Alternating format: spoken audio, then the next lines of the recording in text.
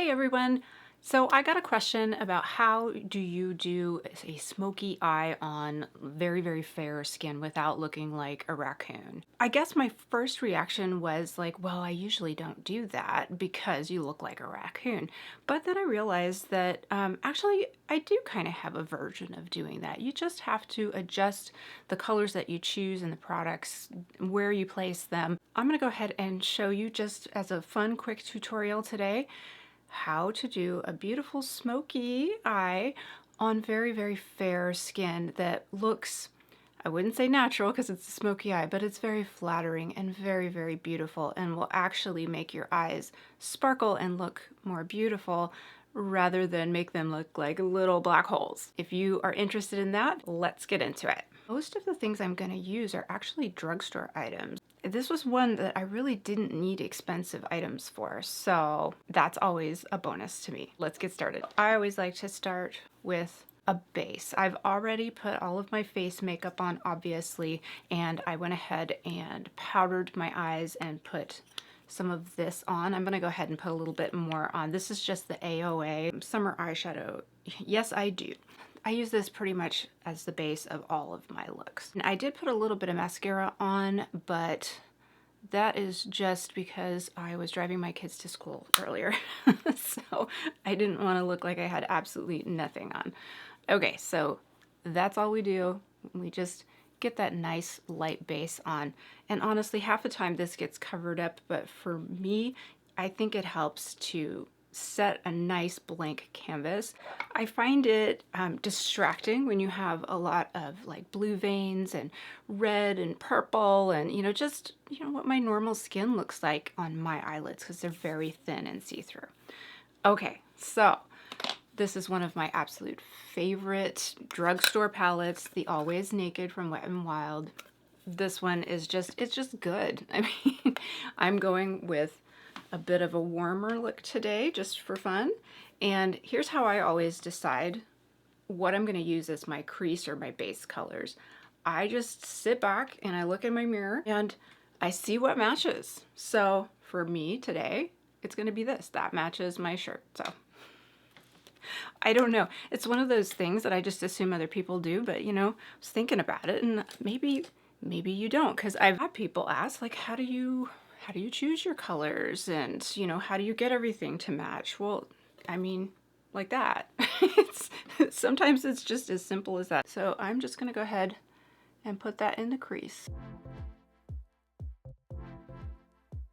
I love these shadows because they do have a little bit of fallout, although not bad at all. But look at how much color payoff from one dip. That's why I mean, this is a favorite of mine and I haven't used up. It looks like I have barely used this. No, I use it. It's just, it doesn't take much.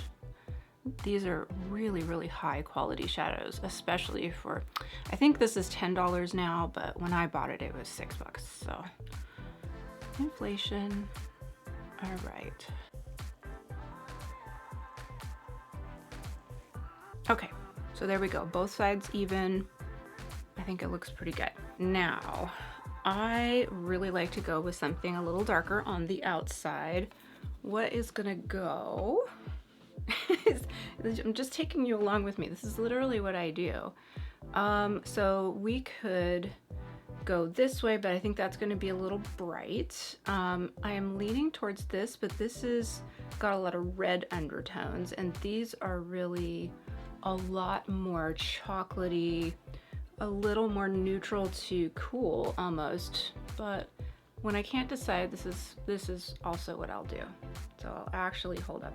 So this on my finger, as you can see, looks a lot less red than it does here in the pan. So another thing that I would suggest doing if you can't decide what to do next. I'm just patting this very carefully because I don't want a bunch of fallout. For Mother's Day coming up, I ordered a whole bunch of storage and shelving for all of my massive amount of makeup, and I spent the whole weekend reorganizing and putting everything up. I love it, it's great, but now I can't find anything because I cleaned up. But I mean, it was a disaster before. I couldn't live like that anymore. So for me, that was a fantastic Mother's Day present, was to get my in order. So all right. Okay, so as you see, I'm very carefully, again, because this is so pigmented, I just am patting this in nice and light. Even with this, I feel like there's a little bit of fallout. Really, really careful. And I'm only going about halfway here, like right above the iris, because if I go in too far, then we're gonna start getting that punched raccoon look. It's not, it just looks like little holes, and it looks close together, and that is not attractive.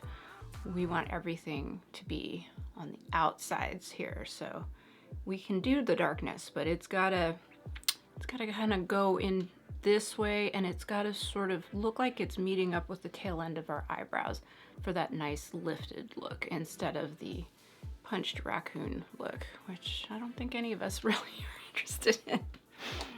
Okay, so I think that looks great. Again, I mean, I literally dipped in once. That's all it took. This is a great palette. I'm gonna clean up a little bit. This is my usual. I have like this older than dirt, like it's like coming off. I don't know, I must have gotten this 20 years ago. It's still holding together. It's my favorite one for just dusting off extra fallout. Even so, I think I probably will have to refinish my eyes underneath this later, but we're gonna make a mess first, so let's do that. Next, we're gonna go in with these hard candy eyeshadow sticks. These are like $6. I get them on walmart.com. I have a bunch of different colors, but the one that I use probably the most is this cold brew. It's specifically because somebody said, I don't remember who it was, but they were saying, this thing makes your blue eyes look like even more blue, really pop. I think it would also make green eyes look really, really bright. And I'm actually gonna go underneath, but in the waterline. I personally have downturned eyes at the ends. They're like little teardrops. And I don't want to like, I have to watch going underneath. And with a smoky eye, you do have this sort of, you need something underneath for it to get that look. But again, you want everything to be lifted. So I go real light here, and then I use it in the waterline here, go into the lashes a little bit, and I'm gonna sort of see how I'm following. I'm making a shape, and I am gonna keep following up towards the tail of my eyebrow there. So, and I was going real light, now I'm pushing, and I'm gonna take it as like a big chunky wing. We're gonna use a brush to make this a little more diffuse. That's why I don't mind really kind of hitting it hard with that. So, very different look. Now we're starting to get that smoky look that this fair skin can actually tolerate without it being like, ooh. Normally what I would do is I would just leave it like this, where there is a little bit of smoke under here from a little bit of fallout, but I would put everything else on the top for lifted look. If you want to do a smoky look, here's how we can actually do it without it looking crazy. So let me do the other side.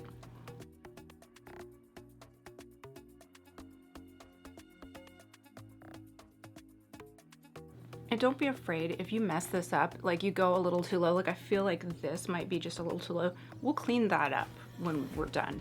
Like you can always clean it up. Yes, it's a little more work, but don't be afraid. Like if you're gonna do a smoky eye, you kind of gotta get in there, you know? Okay, now that we have our line down, I'm gonna go ahead and use a small stiff brush to sort of smoke it out a little bit. Otherwise it's just, it's a little messy. So I want this to look more diffuse, and I want it to look like a smoky eye, you know, not a messy eye. So first I use this small brush just to get some of the stuff on the bottom, you know, because you don't want it all over the place. And then I use this Sigma E42. It's a little bit looser of a brush to just sort of go around until it really is nice and diffuse. I added a little bit more because I made it too diffuse. And now I'm going to add in a really beautiful pop of both shine and color right in the middle, because I want the middle of my eye to sort of come forward instead of just having everything recede into darkness. This is part of how you keep from looking punched. I love these Moira Lucent Cream Shadows. They're beautiful. Here's another Moira, and this is like the most shiniest. It's a little flaky, sort of champagne color that I like to put just in the corners. It does have a lot of fallout. You can already see it. I'm going to clean it up, but I also put it on my brow bone.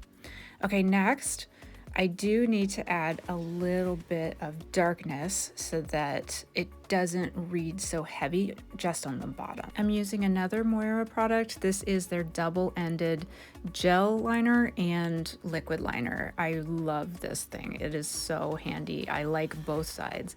So I'm starting out with just the gel side, and I'm trying not to overdo it, and then I'm smudging it out with a stiff little kind of pointy brush. I want things to look smudgy but under control, which is difficult. I did this look yesterday and I actually decided to redo it today. That's why there's sort of a little bit of difference in the filming here. It was too messy for me yesterday. Okay, so now I really like to add just a little more color in for interest. So these green Sephora, like fat chunky eyeshadow sticks, they're perfect for this. It's just a little hint of color. That green sort of goes with it. Everything looks earthy and muddy, but it pops the color of my eyes out just a little bit. If you had green eyes, this would be, oh my gosh, so pretty. Okay, and I've lost a little bit of that center shine, so I'm putting the Lucent Shadow from Moira back in the center just to kind of make it come back up. You know, one of the things that happens with smoky eyes is it can get real muddy looking, and sometimes you want that and sometimes you don't. For me, I need it to have a little bit of color, and it needs to have a lighter center to keep it from just being the punched raccoon look.